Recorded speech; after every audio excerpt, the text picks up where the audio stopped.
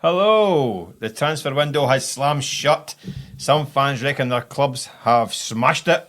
Others have been left just cracking up. The rest of us are just feeling a bit shattered, Graham.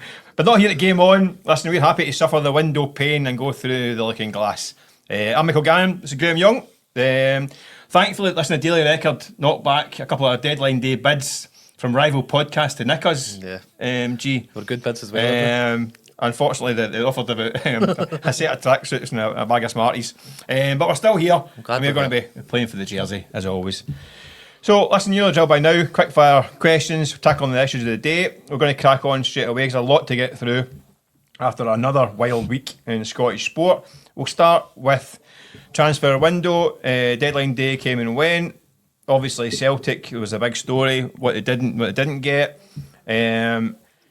So, should Brendan Rodgers have quit over Celtic's transfer window pain? No, for me. I can understand there's probably a working theory that he's so tied in now that the way it ended the last time. But he said he's let down. He's not got the players he wanted. He said he didn't want to sell. He had a replacement lined up. He was sold. Eventually, getting Iheanacho in after the window closed. But he's also maintained, perhaps, but I think he's maintained that he's here. There's an argument as well that I see a working theory that it was the wrong thing to go the first time and it may be the wrong thing to stay this time. But for Rodgers, I feel he might actually revel in this once the hysteria dies down. The fact that he'll find a way to adjust. I think anybody who watches Scottish football knows this is a pale imitation of a good Celtic team. If he finds a way, adjusts his formation. Last year after Dortmund, he found a way at Atalanta to do it. I think he might rise to the challenge, but he's got every right to be annoyed. He will be annoyed. But I do feel the fact that he's always maintained that he's here for the 3 years. He will be here for the 3 years. And I think now he might use his own personal pain at how it ended to find a way for Celtic to recover because they need it badly. What would you have done if you were the Celtic manager? Listen, he won't walk. He has made assurances he'll stay for the 3 years and he will do it this time. And I think he also should because, listen, for all I think there's been mistakes made in the transfer market by Celtic, and I think you have to look higher up the chain for those reasons why. I also think Brendan Rodgers is also culpable in this. So I think there has to be an aspect of it, almost like you've made your bed, you need to lie in it. Celtic have now signed, 30 players across 5 windows under Brendan Rodgers. They weren't all foisted. What's Brendan Rodgers doing wrong and where's his... I think it's the same problem we said the first time round. I think he's aiming for a type of player that Celtic cannot deliver early in the window. I think Celtic pitch themselves to certain players who could elevate the club, and yet these players won't accept the wage terms that are offered at that stage in the window. Therefore, they need to wait for better offers, and it puts them under pressure. So, listen, I understand Brendan Rodgers demanding a certain level of player, but if the club aren't willing to or can't reach that demand, there has to be some sort of middle ground they meet to function as a club. At the moment, they're not meeting in there. So what you could say, you could blame the board for not matching his ambition. I fully understand that. But you also say the manager has to recalibrate his own expectations to meet what the club's functionality is. So it's broken down. I mean, like you said last week, they're all connected. They're obviously not connected. And until they get connected, it's not going to work. So I think he has to stay, he has to accept where they are and get the best out of this squad. I do think he's been sold a bit short and let down, but I think I have to think it's not just an individual problem, it's a wider problem at Celtic, from manager to recruitment to board. It's not working in tandem. He's got to stay and sort it out and get the best out of this squad and get results on the park. So talking about being sold short, Celtic ended up landing a free agent after Adam Mead had left. In many eyes, Celtic fans Kyogo hadn't been replaced, and it's Kelechi Iheanacho. Will he be a success at Celtic? Well, listen, you've got to be very sceptical because this is a guy who did well. Man City, young kid, smashed through and was a big hot prospect. Did quite well. Went to Leicester for 20 odd million quid. Did pretty well for a while. Won the FA Cup. Was part of the team, get relegated and then won back promotion, but done pretty well. I think it was at 60 odd goals in 200 odd games. So I wouldn't say set hell on fire, but he's been at a high level. Went to Seville, free transfer, didn't do well at all. Toiled for his 6 months. Was available on loan. Celtic tried to get him last January. He knocked him back and went to Middlesbrough, and let's be honest, he stunk the place out at Middlesbrough. I mean, there's fans cheering when he substituted and all that stuff. Didn't do well. Scored 1 goal in 15 games. Went back, his played about an hour pre-season for Sevilla. Question marks. I mean, the Spanish media were questioning about his kind of fitness in general. I don't think some of the pictures weren't so flattering, but I would maybe be a bit more sceptical of that. I don't think that. I think maybe we can all look a bit dodgy in certain angles, don't we? Look at this right now. This looks terrible. I'm only 11 stone 5. So yeah, he's a quality player. Has been. He's only 28. He's 29 next month, I think. So I mean, he should see this as a big opportunity to kickstart his career, because he's been drifting for a year and a half. So if he wants to, he should grab this chance with both hands. He's been written off. A lot of fans are saying this is a desperado signing, and it was. If you start signing players at 11 o'clock the day after deadline, who's a free agent because his contract's been ripped up, it is desperation stakes. But he has got pedigree, and he has now got an opportunity. Whether or not to be a success is only up to him himself. Yep. He's got to grasp this and prove he's a top class performer. That's a great chance for him. There was a fascination when Brendan Rodgers went to Leicester, just how his team would look, and I always felt Iheanacho.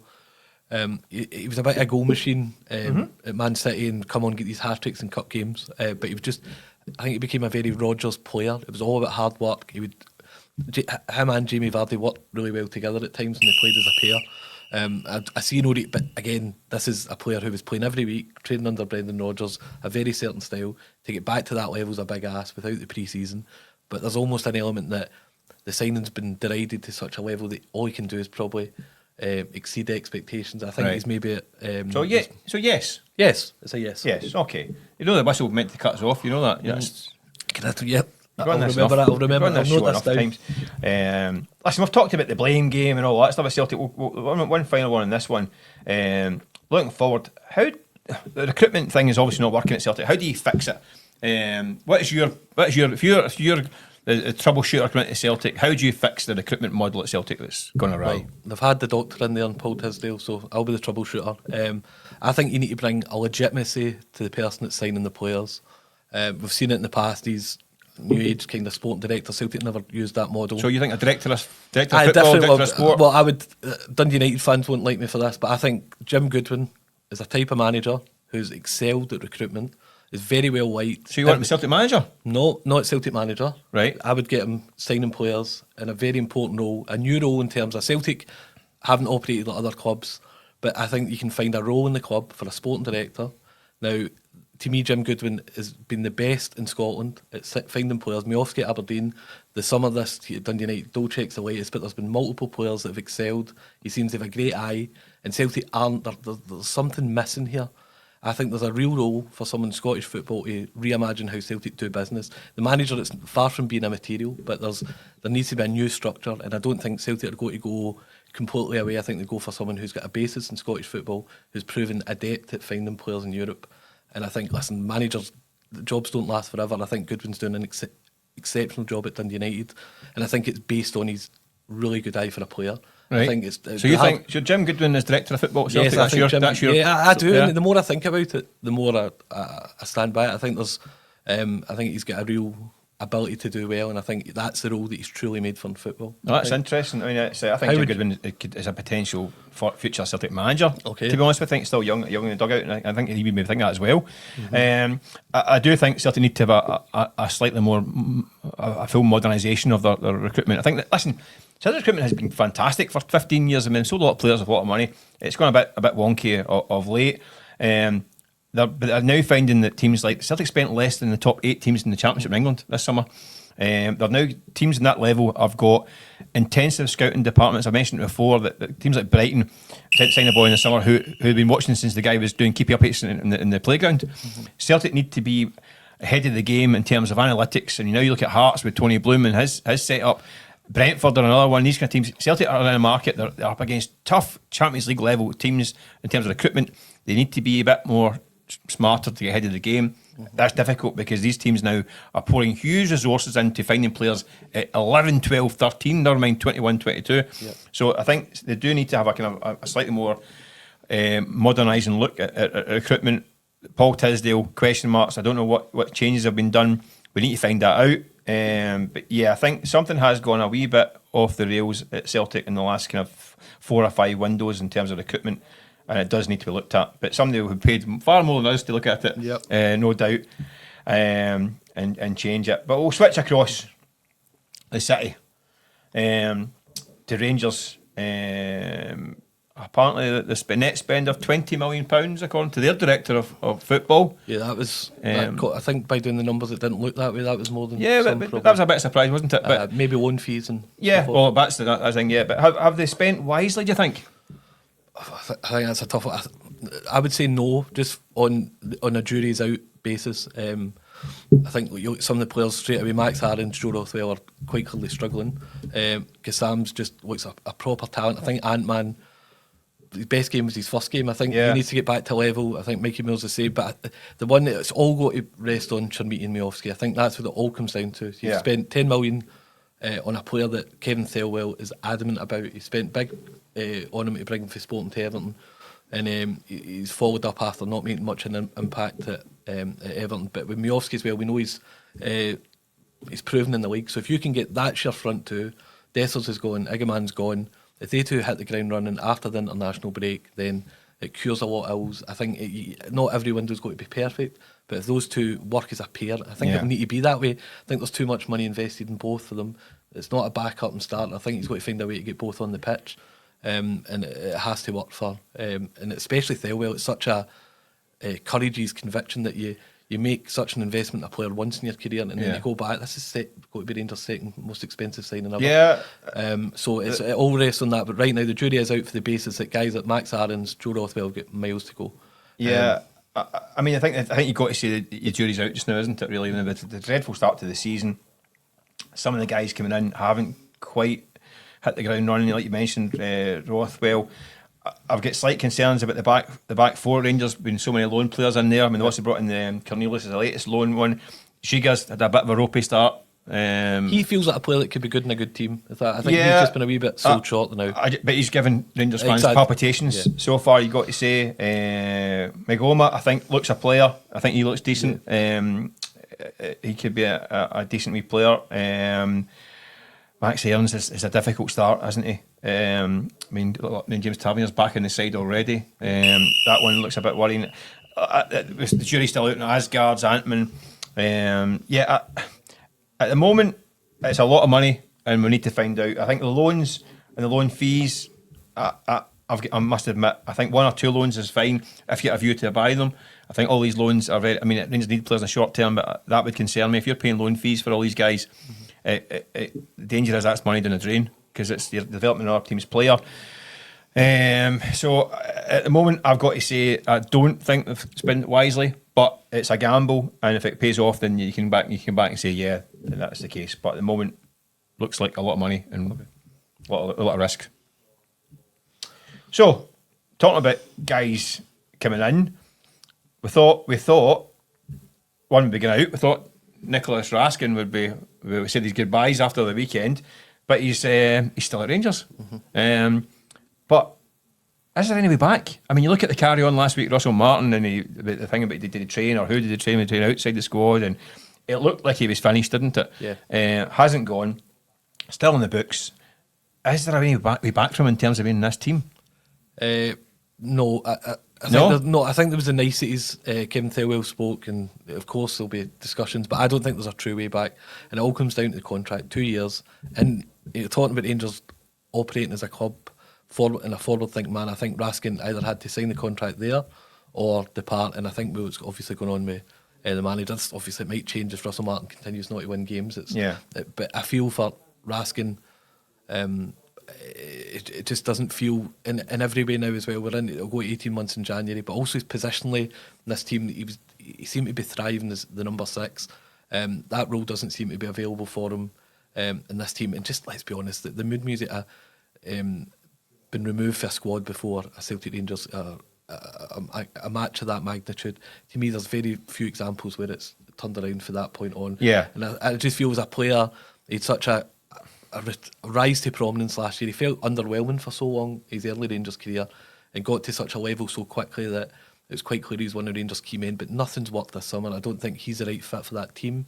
I think when you look at what he's able to do at Belgium, he's given real responsibility in the middle of the park and between Rothwell, even when Diamandi comes back in, that responsibility, the game doesn't go through Raskin under Russell Martin. It hasn't. That's just not the way they play. And I think he's at his best. And Neil McCann was fascinating about what type of character he is. Well, this is the thing. I mean, I mean, Raskin's another one of these guys who gets better when he's not in the team sometimes as well, right?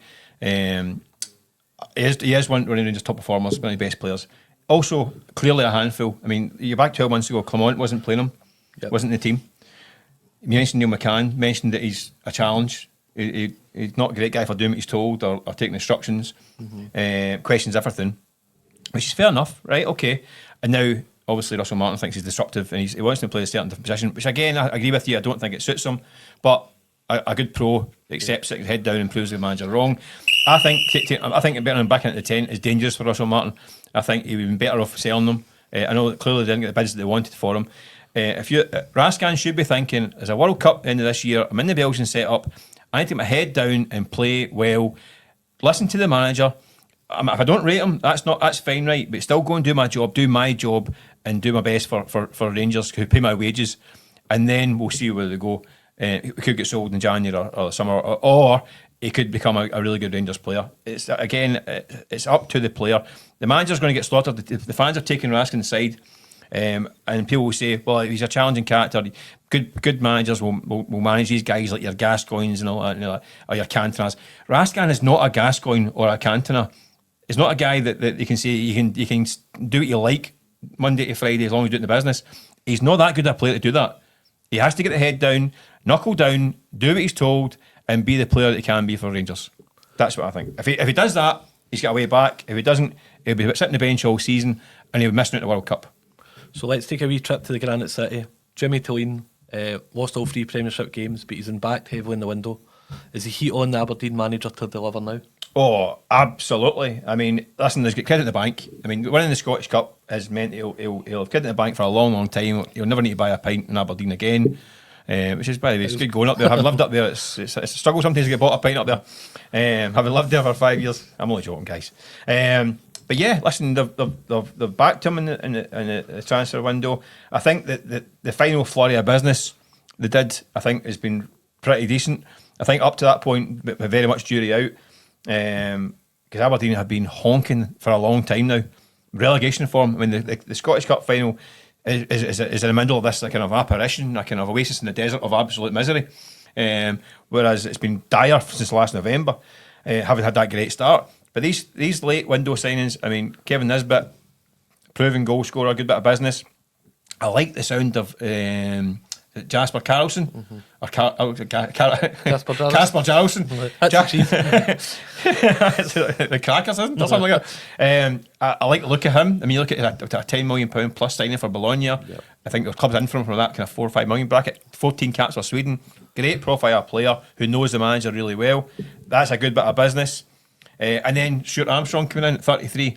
The man with the best hair in Scottish football. The windiest ground in Scotland. Well, this will be a test of the baronet for Stuart. But a top player, a great career. All right, he's 33, but I think the way his game is, I think he'll end up playing. I think you can see a bit of the kind of Stephen Davis about him. That he can play deeper and pick apart. I think he's a good signing. But having not brought all these guys in, the manager can't say he's not been backed. He's got the tools. You think he's got the squad. He has got to get results because the Scottish Cup is starting to fade from the memory. So he is going to need to produce the goods. Aberdeen need to be up there challenging for the best of the rest, top 3. I mean, you could argue top 1 and 2 this season, the way it's going at Celtic and Rangers. But he has got to deliver now. He's been given the tools. Go and get it done.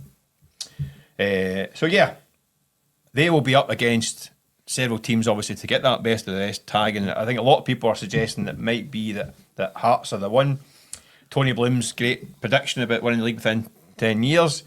Having looked at the kind of disarray at Celtic the window, having looked at the kind of chaos at Rangers in the start of the season, can Tony Bloom dream be delivered this season? Just drop the 0 for the prediction. Yeah. Within 1 year. No. Is this yes. I mean, yes, on the basis for a couple of reasons. Derek McInnes is the most criminally underrated manager he has been. Like the record at Aberdeen, you need to remember the first 2 seasons Rangers in the Premiership where Aberdeen finished above them. Like the consistency with the right team to win multiple games, McInnes has been there before. And you tie that in with some of these signings that are pretty exciting. And the landscape of the league. Like Celtic are in trouble. Rangers are finding their feet. And what makes it even better is after the international break, Hearts go to Ibrox, and you don't get many seismic games. Oh, 5 games out of the season, but it is. We'll get Scotland later, but that game, Oh, I mean, you're already thinking that is going to be a cracker. It feels too good to be coming off an international break. That's the level of the game. Oh, that's the one you want to get back to. That's back with a bang. It's fantastic. And but I think there's a nice mix, and I know among Hearts fans there's a little bit of tension around the way Derek McInnes, like sometimes maybe the old style, just the way he's introducing new sides. But I think he's been okay and he's getting results. I think it's got to keep going that way. Listen, Derek McInnes, he's so miscast at times, especially the Kilmarnock team is very direct. But I think back to his Aberdeen. No, I mean they played the wingers. No, they did play. I mean they were direct. But I call that direct. I think that's Aberdeen seems exactly the same. I agree, but I don't mean direct in the sense of long ball. No, I wasn't. I don't mean long ball. I mean direct. And but I feel as well that he's always liked a James Maddison. He's always liked a playmaker as well. There's room for creativity. And he's not short of that at Hearts as well. And I feel this team has that. There's talent there. Braga's just brilliant. He just looks like a top player. And they're the type of guys, if the results keep coming without Europe, to arrive Celtic and Rangers both Thursday, Sunday, it's a horrible calendar that for teams. I think it's a big ask, but I think the odds of 10-1 aren't short. I think it's a fair reflection of where they are. Am I mad? Listen, I think you are. I mean, I'm not just about this. I mean, I know they've had a good start into the season in terms of results, but it's very early days. I mean, you look at, obviously the last minute goal at Tannadice, last gasp at Livingston, three zip down against Mull at one point, put out the cup by St Mirren. So the results, I think, are a wee bit kind of. I mean, it could have went either way, some of these games, right? So I think it's a good start, but I think it's very early days. I think Hearts are going to be comfortably, I think, probably the third best team in the country, perhaps banging the door even on second. I just think it's a wee bit early for that. A lot of new players come in, need to find their feet in Scotland. I think I've seen them a few times, and some of the new guys were, especially St Mirren in the Cup, get a bit of culture shock. It's going to take time. I think I'm glad that it's even talked about, because it's good to see a potential threat coming from somewhere else in Scottish football, but I would maybe just cool the jets for the time being. Pouring cold water on these dreams. Terrible. Fun stuff. For 2 minutes. But what about the window overall? We've kind of skirted around the transfer window in general. But who has done? What is the best bit of business? I'm not talking about the best club's business or anything like that. But what is the best sign of the window, do you think? Soon to be Celtic director of football, Jim Goodwin's been up to his old. I honestly feel Dolchek again. That's what I mean. These quality players. Hearts, Azeu, I think we go with the Brazilian. He is. How are we pronouncing this? Azeu. No, I think we go Azeu. Well, everyone's raving about him. Well, whatever the name, and as you can see straight away that record signing. Now that is a proper player. Now you'd see these wee quick edits of players. He looks proper. He looks like a player that's got to go for 5-6 million at one point. But Brazilians don't tend to do that great in Scottish football. I mean, not normally this good. I mean, the Brazilian. I mean, the word that comes to mind is shite. Obviously, Rafael is a famous one. Set you on. I know. You don't need to I know. Such a schoolboy. I know. Such a child. But we don't. Emerson, Rangers. Remember? Aye, the Brazilian players don't tend to kind of do that hot in Scotland. But it does look an exciting sign, doesn't it? 100%. I think Aberdeen's like kind of business. I think it was good. I think listen, clearly Hibs have done great. I think as well. But I think I like the look of this. I mean, Jasper Carlson at Aberdeen. I think this to me looks like a player that Celtic should have been signing. I mean, look at the profile. I mean, 14 caps for Sweden. I think Bologna paid 12 million euros for him not so long ago. He was brilliant that night in Alkmaar as well. See the night that Alkmaar nearly puts it gave Celtic a torrent. So they would know about him. Really as well. tricky winger. I just think, I think there was talk earlier in the summer about. I mean, is it Udinese? 5 million quid for him, bid for him. It looks like Aberdeen have won a watch for this guy. I just think the profile of him, say international for Sweden. A good link with the manager. I just think exciting signing. I listen again. You look at the clips on your. I mean, I can't say I've watched that much Italian football. A wee bit here and there. I don't get TV in my house, unfortunately. I think you look at the clips on YouTube of him, and he looks like a proper player, doesn't he? Man, I get you've got to be careful because they don't put in the rubbish stuff, do they? No, but I think he looks like a guy who could be a right good signing for Aberdeen. And you could see one of these guys that it's a shame it's a loan deal, obviously, but he could be add real value to the team and the league. But anyway, let's move on further afield, will we? It's a good one, isn't it? We like a bit of English football sometimes, don't we? Watching Man City toiling at the start of the season, and you think, has Pep lost his mojo? Is it gone? Has the magic disappeared? Those famous last words, but yes, I do feel, and I think Yes, yes, the greatest managers of all time. But you can look at Jose Mourinho as well, and I like Jose for the reason he's kind of leaned into the fact that he's kind of lost his powers. A grumpy old man. He's got and he's going to the clubs according to his maybe ability at this point. Yeah, but I felt with the recruitment, that big push, so they push for these guys like Marmoush and Gonzalez and all these signings. To get ready for the Club World Cup, that didn't go to plan, and they've almost been caught out of sync through the reason that their pre-season was mixed up by the fact they went out probably earlier. It was that probably easier for a team like Chelsea to go longer in it, right? So they're all over the shop. They lost 2 league games already. That's galling, and they've not played. They've still got all the big heavy hitters to come as well. And I feel there's something gone here. Right, you can see it. There is no De Bruyne. There is no prime David Silva. Yeah. There's just, it's hard to replace legendary figures of the game. Every team's gone through it. Barcelona had to come again. Well, they're hardly struggling for a few quid. No, they're not. It's not a money thing, but it's just like anything. Everything gets time and a place. I still think the charges that have been looming over them for a long time, that's played a part in the sense of just the mood music around the club, and they just don't thrill you the way they used to. They were great against Wolves. The recruitment hasn't been great, has it? No, not at all. What's your worries? Do you see the same? I think there's signs. There has been signs for the last couple of maybe 18 months with Pep that he's Doku. I think he's tired. Yeah, I think he needs to be. He needs 6 months just for his feet up and playing a bit of golf and all that stuff. I think that he looks like a guy he has a pretty intense career to date. I mean, obviously, success everywhere he's been, and incredible success. It's changed the way the game's played, really. Some would say all for the good. Some would say to the detriment of the game. I mean, I must admit that the passing teams to death thing, I think, is now a wee bit old hat, and there's teams now trying it that should clearly not be bothering with that kind of style of football. The passing it to the back and all that stuff. But I think he does show signs of being a wee bit of a guy who could do with just his feet up on the beach for 6 months and then go again somewhere else. I know I'm breaking the rules with the whistle here, but a quick one. When he left Barcelona, he took a year in Manhattan to find That's his right, feet. I'm forgetting his year out. He's obviously looking for the achingly hit place to kind of reimagine himself. I think it might be Denison next for him. So Denison? Denison. Call his cafe every morning. He'll be good to go. I mean, there's a good golf course on the parade. That's on the parade. The good 9-holer. If he wants a bit of golf, listen, it's sucky because you can hit the ball over a hill and you might never see it again. And it's nothing to do with the actual shot you've hit. But the great thing is, somebody will sell it back to you a few holes later. That's it. So yeah, get him up to Denison for a year out, a sabbatical for a year. Okay. But listen, finally, time wise, obviously the show's out obviously every Friday, and we've got Scotland. I was international action tonight over in Denmark. Listen, in the bigger picture, next summer,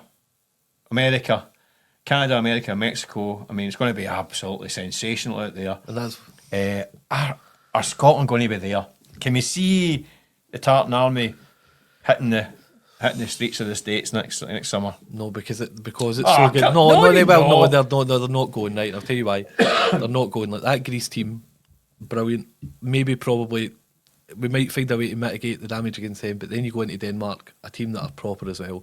And do you know what as well? Belarus, I'm not even joking, are much better than the average fourth pot team you'll play. Yeah. I think we're behind closed doors, right enough away well, from home, so it's difficult for them. I'm going to make the case quickly for Steve Clarke overall. I think he should have gone after the Euros, the last Euros. But he actually did really well in the Nations League. He actually deserves credit. But you saw over the summer, there's a time and a place for everything. And I just feel the imbalance of the squad, a lot of good players in set positions, but weak. And I'm sure Kieran Bowie will turn into a good striker, but it doesn't feel quite there yet. I just feel the time has maybe been and gone for us. I hope for the best, but I don't feel confident, and I don't think there's any evidence to feel confident, bar McTominay and he's Napoli superstar, and there's other players there, we know that. But we've got a Ballon d'Or. No, I know that. Candidate in the middle of the park. But there's I've got concerns. What am I right to be so negative, or can you see it? Listen, if you're going to be realistic, I think we're up against it. Like you say, I think this is a really talented. We saw evidence of it. The Greece team look like a team on the rise, don't they? Denmark, I don't think we interfere with Denmark. I think Denmark are going through a period of kind of very much kind of mediocre kind of setup just now. I don't think there's anything to be feared with Denmark really. Not Kasper Dolberg. Oh, listen, no, let's not mention. That's good. Let's not mention Kasper Dolberg. I think so. I'm hopeful. I think there are some green shoots in there. I think Steve Clark maybe could be. It's probably going to be his last kind of crack at it in terms of major finals. I would love to see us there. I just think we need to go off to a good start. And he could do with they can get maybe 3 points or 4 points in the first 2 games. Gives a bit of momentum. They can carry on. It's going to be really difficult. They need to have a special kind of start like they've seen in the last campaign when they won their first 5. We need something similar. Can I see it? Probably not. But am I going to believe in it? Yeah, I will just now. I would love to be going to America next year. I'm doing my waistline can cope with it. I need a full year for training to get there. Having been over the States a few times, it's a dangerous environment for a man of my appetite. Penchant for desserts. Shall we say? Yes, exactly. It's these big burgers and all that stuff. But oh my word. Anyway, listen, we'll wrap it up there. Either way, we'll be rolling on Clarkie's boys over the next few days. Fingers crossed for Scotland. But listen, thanks for watching. You can pick us up in the usual outlets. I messed this up last week. Couldn't remember the 3 outlets we usually use: YouTube, Spotify, and Apple Podcasts, and anywhere else you get your podcast needs. It'd be great to get your comments as always. Leave a wee remark, as long as it's praise and nice things. We don't like any nastiness. Peace and love. We're sensitive souls. But listen, either way, we're off skate. Thanks for watching, and we'll see you again next week.